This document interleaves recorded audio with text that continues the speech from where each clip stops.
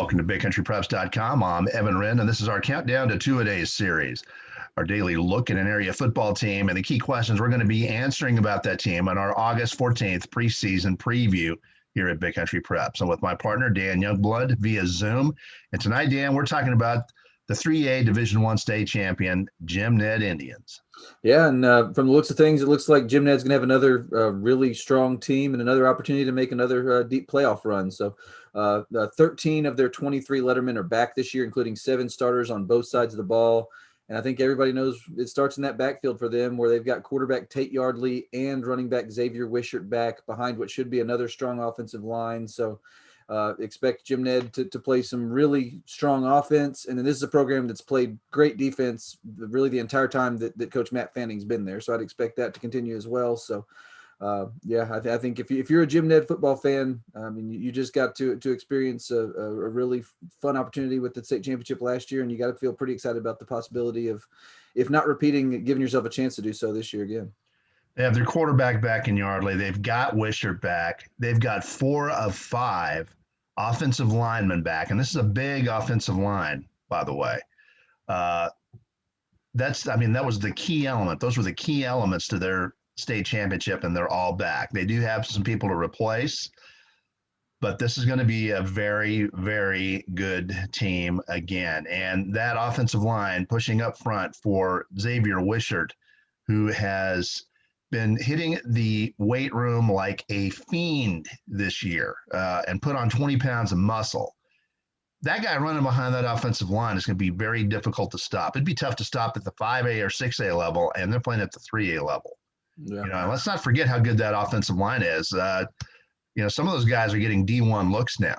So you're talking about a very good offensive line.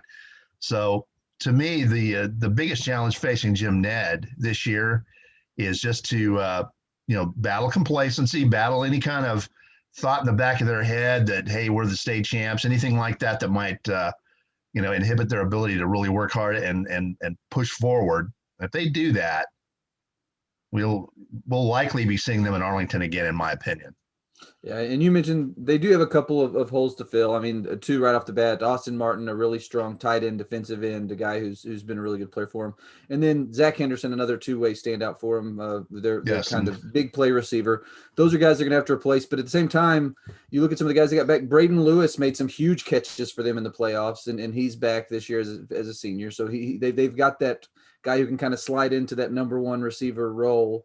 And then some other kids behind him that have had some experience and also have talent. So I expect them to have guys who can catch the football. We know they have a guy who can throw the football, and they have arguably, in fact, I'm not even sure it's arguable at this point, the area's top rusher in Wishart. So a lot to be excited about, particularly when really, I think if we are real honest, I think their defense was the strength last year, and a lot of those guys are back too. So this is going to be another very good football team.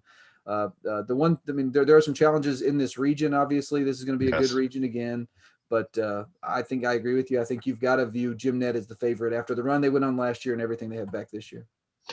Yeah, well, we don't want to sit here and say it's an automatic that they're going when there's people like Brock and Pilot Point out there, and these were very close ball games. That Brock game could have gone either way. The Mount Vernon game could have gone either way, and that was their road to Arlington last year.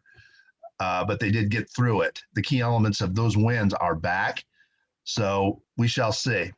All right, let's take a quick look at the Jim Ned schedule.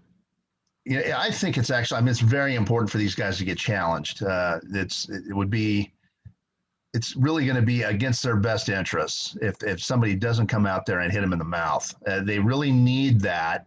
They need that challenge to stay, focused and hungry. And frankly, the Ballinger loss to start the season off last year got them focused right off the bat. They didn't lose it again. Looking at this year's schedule, Ballinger's sort of in rebuild mode stuff. He was going to knock Jim Ned off, in my opinion, maybe Sweetwater. And let's not forget that Cisco Ball Club led them after 3 quarters last year over at Chesley Field. And Cisco is going to bring back most of their talent this year. That's going to be a very good Cisco team that's going to going to Tuscola. So those are a couple of teams on that early sheet there, that early ledger that are possible scares. Yeah. No, and I think it's a good schedule. Obviously, like you said, Ballinger, after beating them last year, it probably isn't going to be quite as strong, but still going to Ballinger, that's no gimme. You're going to have to go out there and play well. And then in that game against Sweetwater, I'm really excited about. I think that'll be a really nice matchup with Coach Russell Lucas's Mustangs. Eastland, I think, will be down a little bit from what they've been, just given what they've lost on the offensive side of the football. But then you're right. I think Cisco, there's a very good chance Cisco will be even better this year than they were last year, and they were pretty darn good last year. So Should be. And then you go back on the road to another bigger school against Snyder. So you're going to be faced with some challenges depth wise and those sorts of things. So I think it's a good non-district schedule, which I think is going to be important because I don't think that they're going to get the same test from their district schedule that they have in past seasons. I think that this is going to be a little bit lighter district for them to navigate. And that's not to say there aren't quality teams in this district, but there aren't teams at that level. I mean, in the past, you've had, I think, a Wall team that could jump up and generally a Wall team that can make it 3 or 4 rounds deep in the playoffs without surprising anybody. I don't think that's going to happen this year just based on how young that team is. And then you've got a bunch of others programs that are either kind of in a building stage or have new coaches or things like that. So I think it's going to be important for Jim Ned to get that challenge from a Sweetwater, from a Cisco, and then just continue taking care of business from there. The one good thing I like about this team, and we saw it all year last year, is they don't need external motivation. They motivate themselves. They fire themselves up. They're competing against themselves, against their standard, and that's going to be fun to watch against this. With one key difference though, they now have a championship. They now have a state championship, and that is a concern over there. That's one thing that the coaching staff over at Tuscola has been fighting against, and letting the kids know, don't be satisfied with this. It's just the common battle that state championship teams face. Yeah, that's not easy to repeat. It's difficult. No, it's very difficult, but I think it's also it's rare that I think you get a team following up that has that opportunity too. So I think that when you've got a team that starts the season feeling like it has a chance to win a state championship, I think that's generally a good thing. I think that'll keep you focused. But I do think you're right. That I think that they're going to need some games throughout their schedule. They're going to need some of those challenges to have their mettle tested and kind of see where they stand. But I think this team's going to win a lot of games, and it's going to be interesting to see just how far that takes them. I think the one challenge in district play is the road game at Wall. That's always going to be one that you've got to worry about. But other than that, I think that they will run the table in district. The road game at Wall could be interesting. They handled Wall last year, and Wall is going to be very young this year. But Wall is a reload team, not a rebuild team.